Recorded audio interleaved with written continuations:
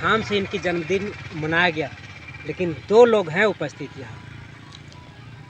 आज महाराजा मदरा मुंडा का जन्म जयंती के शुभ अवसर पर तमाम देशवासियों को हार्दिक शुभकामना और बधाई। जिस तरह महाराजा मदरा मुंडा को आज उसका जन्मदिन के शुभ अवसर पर उसका कार्यों को हम सब लोग को आकलन करना चाहिए। जिस तरह पूरे देश में उन्होंने लोकतंत्र का स्थापित किया, उसका पुरुषार्थ हम सबके बीच में स्मरण करने का है। उसका जो कार्य कुशलता है, उसका पूरे देश में लोकतंत्र का जो स्थापित किया है, वही लोकतंत्र के आधार पर हम सब लोग को ध्यान में रख करके आगे चलने की ज़रूरत है। आज लोकतंत्र के आधार पर हमारा पूरा देश चल रहा है। महाराजा मदरा मुंडा आज से 5000 साल वर्ष पहले ये लोकतंत्र की लोग ने कल्पना नहीं की थी। उस समय महाराजा मदरा मुंडा ने लोकतंत्र का बिना कर, बिना टैक्स, बिना मलगुजारी, बिना लगान का इन्होंने शासन व्यवस्था पूरे देश में संचालित किया, जिसके चलते आज हम सब लोग उसका कार्य प्रणाली को, कार्य कुशलता को काम को ध्यान में रखते हुए आज महाराजा मदरा मुंडा का जन्म जयंती के शुभ अवसर पर उसको हम लोग याद कर रहे हैं। यही ये वो केंद्र था सूती अम्बेगढ़, जहाँ पर पूरे देश का शासन चलता था। बोलता था 100 साय सोनपुर, 20 साय नागपुर, 250 श्री गया बनारस तक इनका जो साम्राज्य था वो यहाँ से संचालित होता था। आप समझ सकते थे इसका कार्य प्रणाली और इसका कार्य कुशलता, जो इसमें उसका धनी थे, कितना लोग को ध्यान में रख करके, यहाँ सभी जाति संप्रदाय का लोग को ध्यान में रख करके पूरे राज्य में एक शासन चलाने का प्रणाली था। उस शासन प्रणाली को हम लोकतंत्र के आधार पर आज भी याद करते हैं, आज भी स्मरण करते हैं।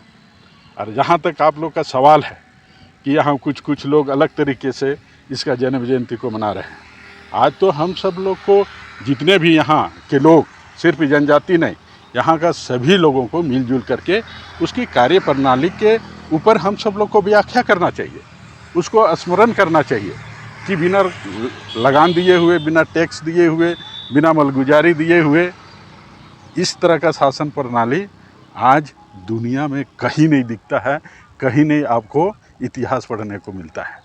हम सब लोग को इसके प्रति, हम सब लोग को सजग होकर के एक व्याख्या होनी चाहिए, एक व्याख्यान माला होना चाहिए। हम सब लोग ऐसे जिम्मेवार नागरिक को, जिम्मेवारी जनता को, हम सब लोग को उसके प्रति शोध करनी चाहिए और इस विषय में आगे जाना चाहिए।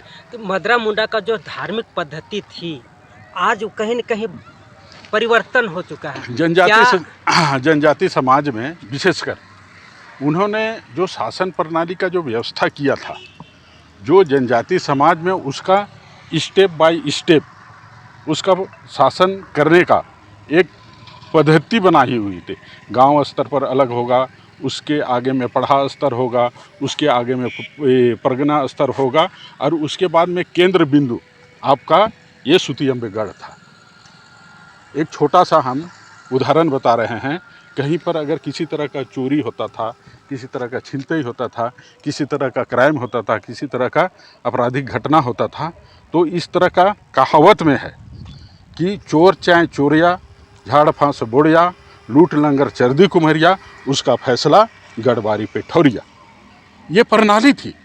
कहीं भी अगर झगड़ा झंझट होता है, कहीं भी मारपीट होता था, तो उसका फैसला यहीं पर, अगर आपस में गांव में अगर फैसला नहीं हो रही है, पंचायत में फैसला नहीं हो रही है, पढ़ा व्यवस्था में फैसला नहीं हो रही है, परगना में फैसला नहीं हो रहा है, तो उसका फैसला केंद्र बिंदु जहाँ पर हम सब लोग खड़े हैं। प्रशासनिक व्यवस्था थी, हम धार्मिक व्यवस्था की बात करें। क्या महाराजा मदरा मुंडा के धार्मिक पद्धति पर विश्वास नहीं है जो लोग अभी चेंज कर रहे हैं? धार्मिक पद्धति का जहाँ तक बात है, इन्होंने गांव स्तर का जो धर्म का, जो कर्मकांड का, जो विधि विधान का प्रणाली जो बनाया था, वो गांव का लोगों के माध्यम से बनाया था। वहाँ का प्रमुख जो गांव के होंगे, प्रमुख पुजार होंगे, उसका एक ब्रांच होती थी। उस ब्रांच के आधार पर आपका ऊपर में भी स्टेप बाय स्टेप आपका परगना और पिठोरिया गढ़बारी तक था। और जहाँ तक यहाँ जो धार्मिक व्यवस्था है, धार्मिक व्यवस्था का अगर आज हम खतियान में देखते हैं ना, ये सरना स्थल है, ये गंवा देवती है, ये डाली कतारी है, वो भूत कहता है, ये सार्वजनिक ज़मीन है, वो गरमजरुआ ज़मीन है, वो रेती ज़मीन है, किसका नॉमिनेट किया हुआ आपका यहाँ का लोग। और उसी में धार्मिक व्यवस्था के तहत में आपका यहाँ पर चिन्हित किया गया ज़मीन है। पाहन का नियुक्ति का जो प्रणाली है वो महाराजा मदरा मुंडा का सोच और उसका परिकल्पना था, वो जो आज भी चल रहा है। 1900 1800 जो भी खतियान में रिकॉर्ड सर्वे हुआ है उसी के आधार पर आज भी रिकॉर्डेड चल रहा है। और आज भी हमारा झारखंड प्रदेश में, चाहे छत्तीसगढ़ हो, चाहे आपका बंगाल हो, चाहे बिहार, जितना भी टेनेंसी एक्ट चाहे संथाल परगना का देखिएगा, तो यहाँ का इसका कुशल नेतृत्व का जो परिकल्पना था वही परिकल्पना अंग्रेज़ों ने किया और वही कल्पना आपका केंद्र सरकार और राज्य सरकार के माध्यम से चल रहा है। और जहाँ तक जनजाति का धर्म की बात है, तो धर्म का चिन्हितीकरण, उसका पूजा पद्धति, रूढ़ी प्रथा का भी उन्होंने एक परिकल्पना के आधार पर उन्होंने जब गांव बसाया गया तो इन सारी विषयों को ध्यान में रखते हुए पहले गांव का पूजा पाठ किया गया, वहाँ का ग्राम देवता को मनाया गया, वहाँ का सरना, वहाँ का जाहेर स्थान का उन्होंने चिन्हित करके वहाँ पूजा पाठ करने के बाद में ये सारे विधि विधान रूढ़ी प्रथा के आधार पर ये संकलन किया गया और संकलन करने के बाद में तब गांव बसा है। तो इतनी बड़ी धार्मिक जो मान्यता लोगों को दिया है, समाज को दिया है, वो आज भी प्रासंगिक है, उसको कोई छोड़ नहीं सकता है। अगर रूढ़ी प्रथा के आधार पर महाराजा मदरा मुंडा ने जो धर्म का पहचान दिया है, जो उसका रूढ़ी प्रथा का पहचान दिया है, उसका पूजा पद्धति करने का विधि और विधान बनाया है, आज भी जनजाति का वो पहचान बन गया है। और जो इस पहचान को छोड़ेगा वो जनजाति सदस्य को खोएगा। तो आपका कहीं एक समुदाय, एक कहा जाए एक भाग जो है लगातार रूढ़ी प्रथा का विरोध करता है। रूढ़ी प्रथा में बलि प्रथा है, मदरा मुंडा के टाइम से चला आ रहा है, लेकिन आज वो विकृत हो गई है। तो क्या मदरा मुंडा पर, फिर से मेरा सवाल, मदरा मुंडा पर विश्वास नहीं है रूढ़ी प्रथा पर? मदरा मुंडा का पर विश्वास नहीं, उसका शासन प्रणाली जो व्यवस्था बनाया था वो व्यवस्था के आधार पर यहाँ का जनजाति, यहाँ का गैर जनजाति की पहचान है। अगर अपना पहचान को, अपना कस्टम को, अपना विधि विधान को अगर नहीं करेगा और जिसके चलते उसका स्टेटस बना हुआ है, उसका पहचान बना हुआ है, उसका आइडेंटिटी बनी हुई है, अगर कोई आदमी उसका अवहेलना करता है, उसको छोड़ देता है, तो एक तो प्रश्न चिन्ह लग जाएगा ना।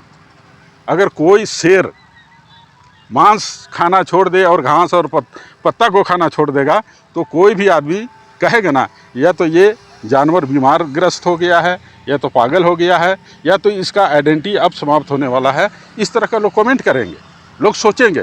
तो जो जनजाति समाज चाहे अन्य समाज अपना पूजा पद्धति, रूढ़ी प्रथा को छोड़ेगा, वो उसका स्टेटस निश्चित रूप से आने वाला दिन में समाप्त होगा। तो आपका कहने का मतलब है जो रूढ़ी प्रथा छोड़ा है, पूजा पद्धति चेंज किया, वो बीमार है, बीमार ग्रस्त मानसिकता है, बीमार ग्रस्त मानसिकता है। और कहीं ना कहीं वो अपनी आइडेंटिटी को, अपनी पहचान को खोने का उसको डर है।